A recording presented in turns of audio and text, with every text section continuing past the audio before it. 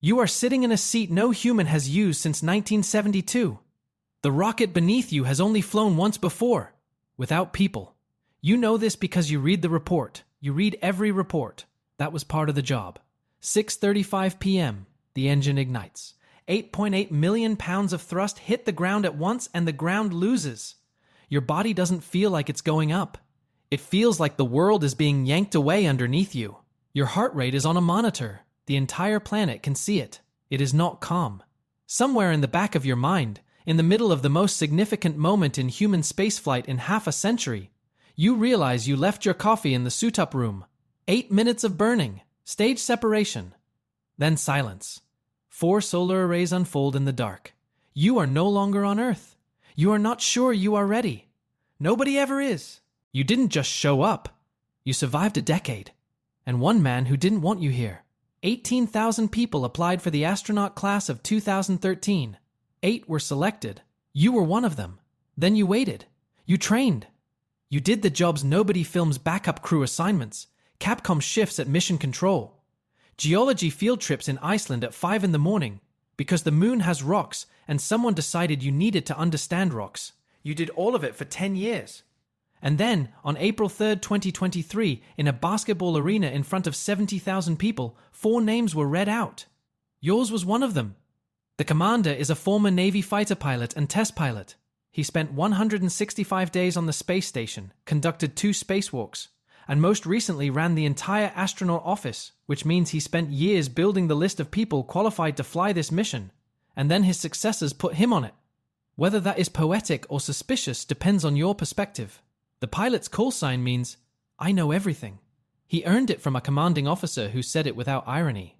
3,000 flight hours, more than 40 aircraft, 400 carrier landings, 400 times landing a jet on a moving ship in the dark, trusting the wire. He is meticulous, composed, and has never met a machine he couldn't figure out. The first mission specialist holds the record for the longest single spaceflight by a woman. 328 days in space. First all-female spacewalk. Electrical engineer. When something goes wrong, she is the person you want reading the numbers. The second mission specialist is a Canadian fighter pilot. This mission, a lunar flyby, is his first time in space. Not a routine station rotation. Not a shakedown trip. Straight to the moon.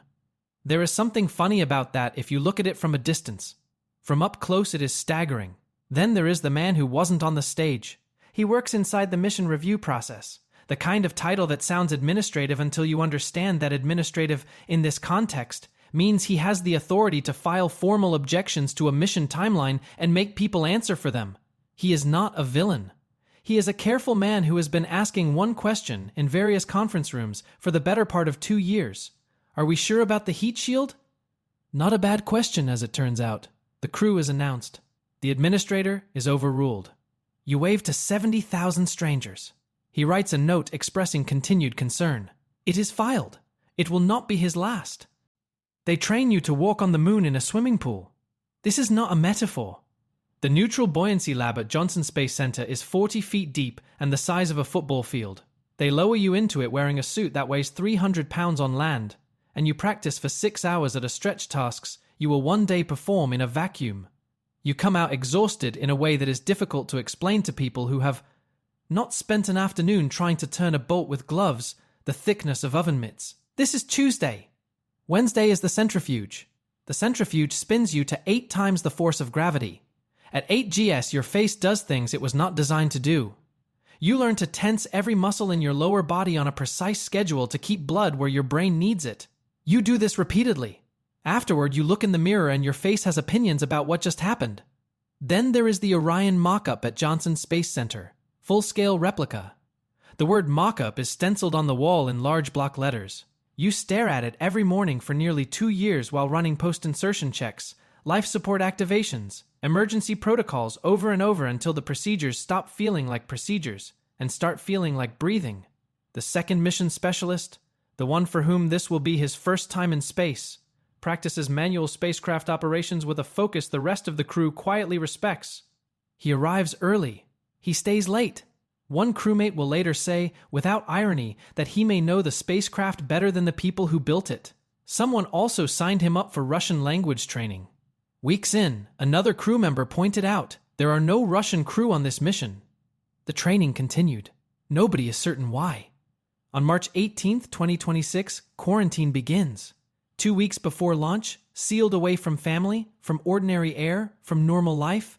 Your child has a school performance that week. You watch it on a video call from a fluorescent-lit room that smells like a hospital. That same week, the administrator sends a formal memo through the mission review chain expressing continued concern about the timeline. It lands in someone's inbox. Nothing changes. The walkout is April 1st, 2026. You come out of the Neil Armstrong Operations and Checkout building in your orange launch suit and wave to the crowd. Florida in April. Warm morning.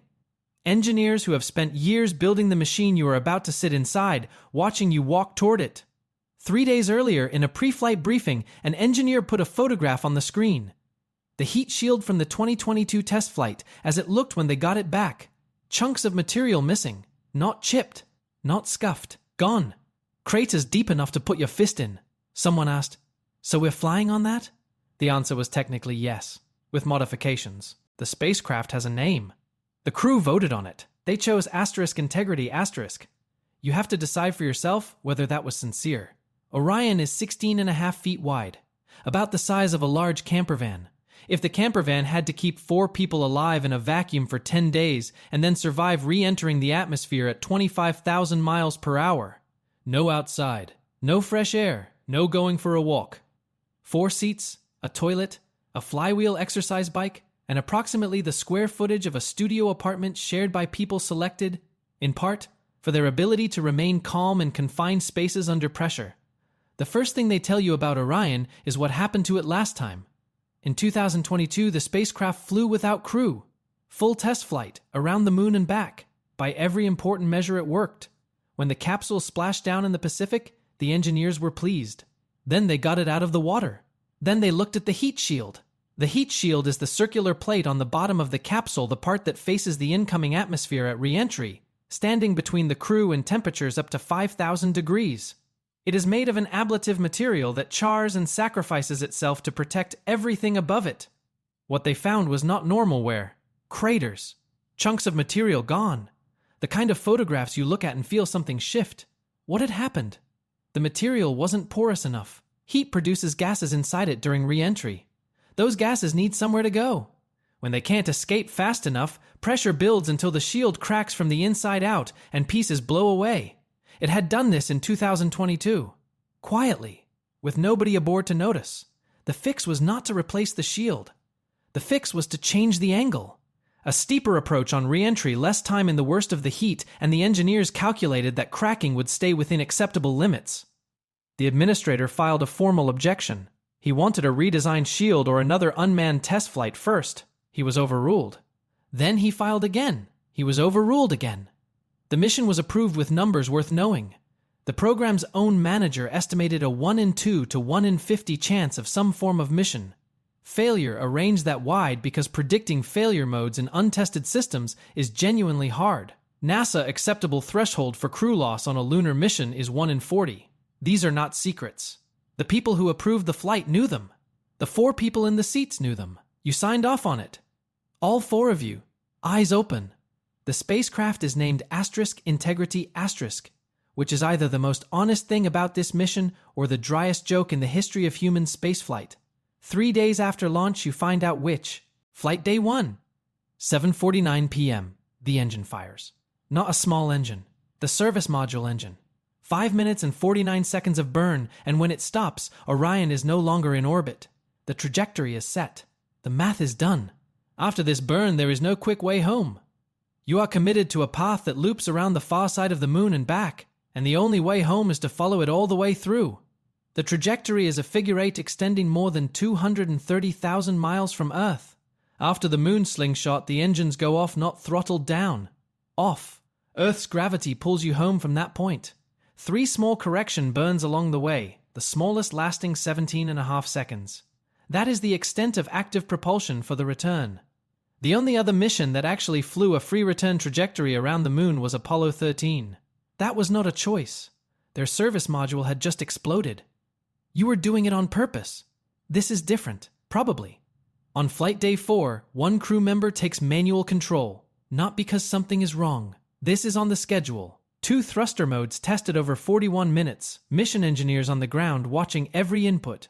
You are approximately 200,000 miles from Earth, manually flying a spacecraft through empty space, with the moon visible through the window. The exercise bike squeaks at 3 in the morning. The tortillas are better than expected. The coffee is rehydrated and everyone is treating it as coffee without further comment. At lunar distance, the signal takes 1.3 seconds each way.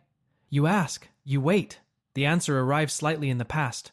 Every instruction from the ground is already history by the time it reaches you. Nobody on Earth can help you in real time. The math was done weeks ago by people who are now watching telemetry on screens, eating whatever they brought to the overnight shift. You are not alone, technically. Over the next 2 days, the moon gets larger in the window. Not dramatically slowly, the way distance actually collapses, perceptibly but without drama. You look at it during the quiet parts of the day and it is slightly larger than before. Then larger again. On flight day 6, it fills the window. And then the radio goes silent. Flight day 6. 1:56 p.m. You don't announce it. Nobody cheers. The number ticks past 248,655 miles from Earth and keeps going. That number belonged to Apollo 13. Not a planned record, an emergency one. 3 men using the moon's gravity to get home after an oxygen tank exploded, hoping the math held. It did.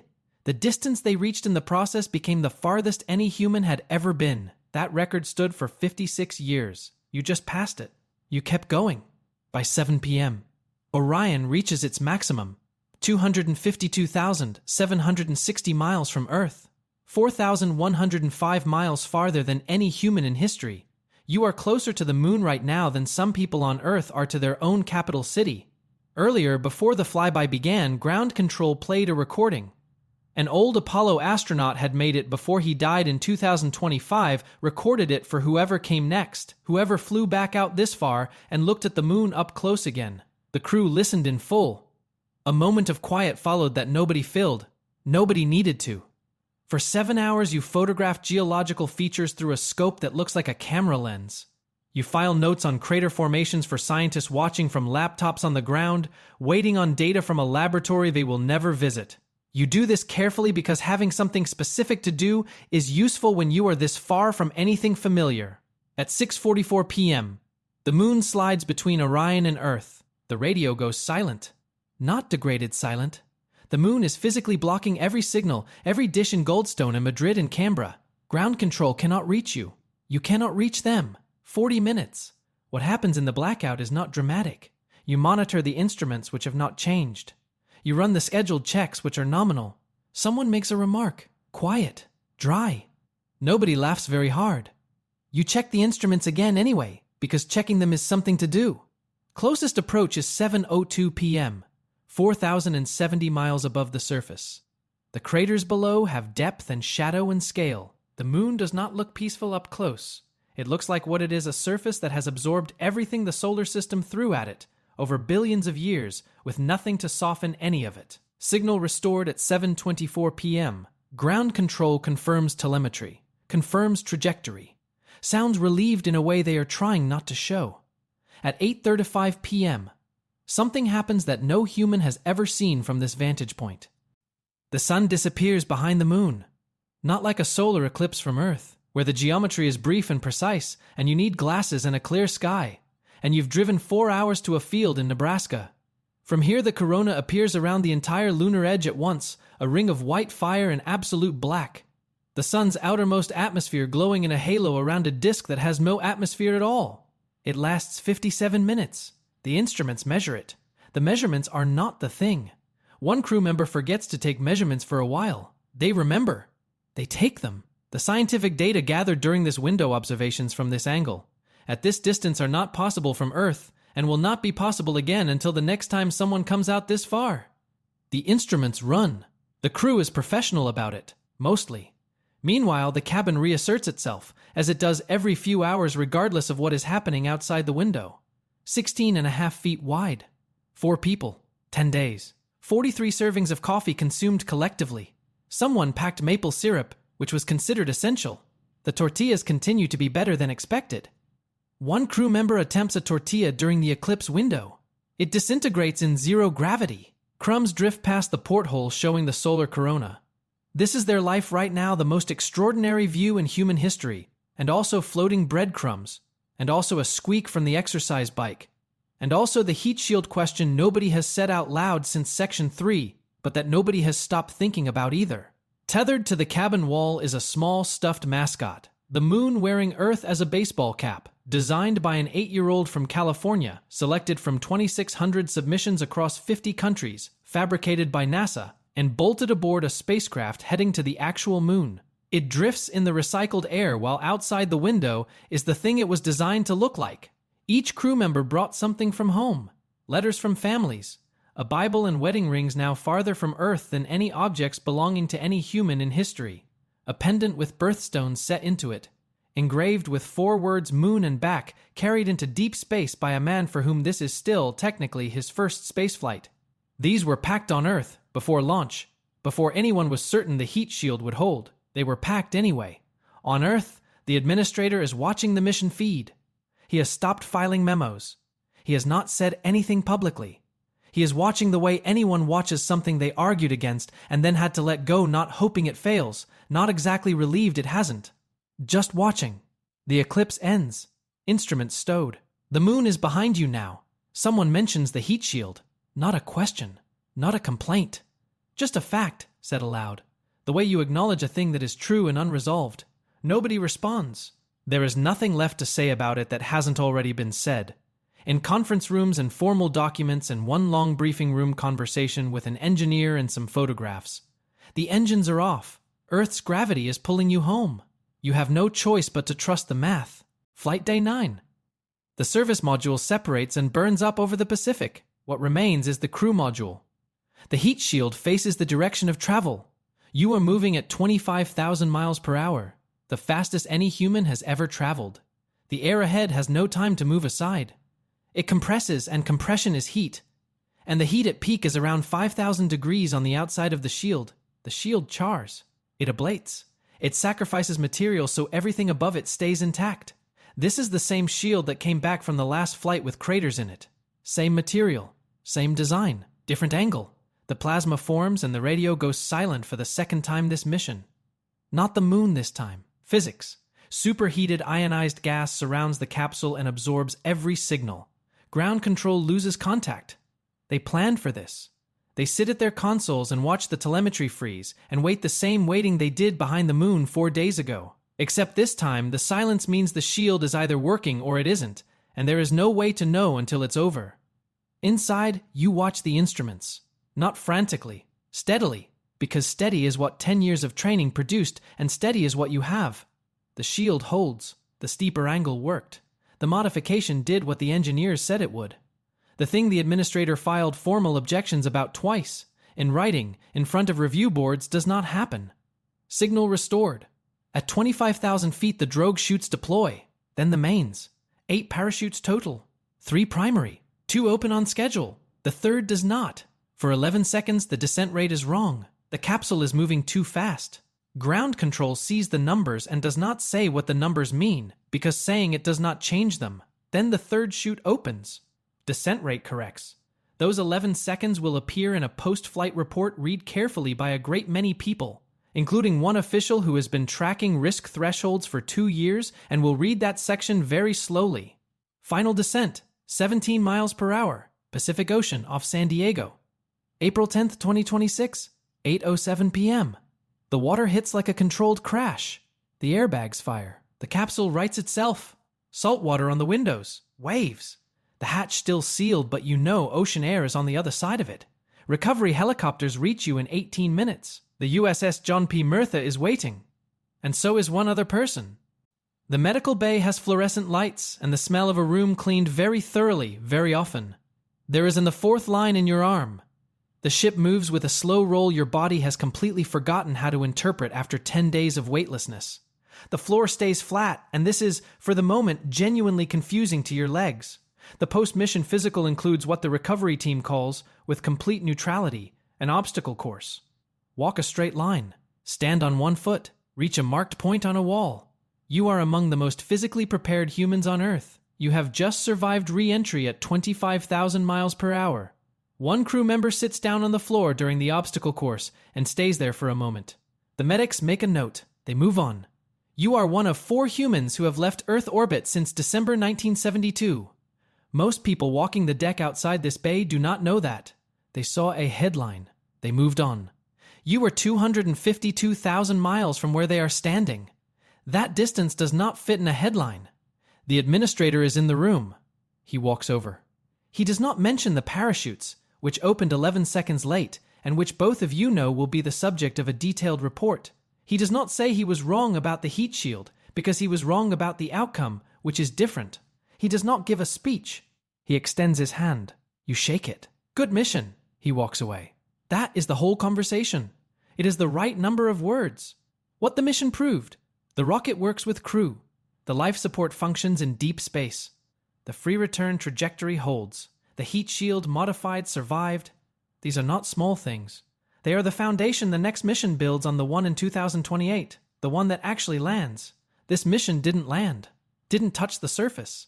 4,070 miles was the closest, close enough to see the craters, not close enough to feel the ground. The objects each crew member carried come home changed, not physically. A Bible is still a Bible. Wedding rings are still rings. A pendant is still a pendant.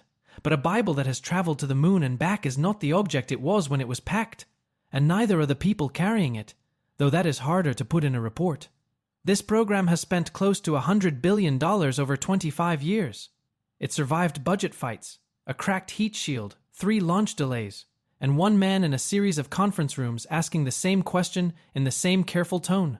4 people sat in the seats anyway. That night, from a porthole in the medical bay, you can see the moon, small from here. Smaller than it looked from 4,070 miles. Smaller than when it filled the window on flight day 6. From a recovery ship in the Pacific, it looks like it always looks. Except now you've been.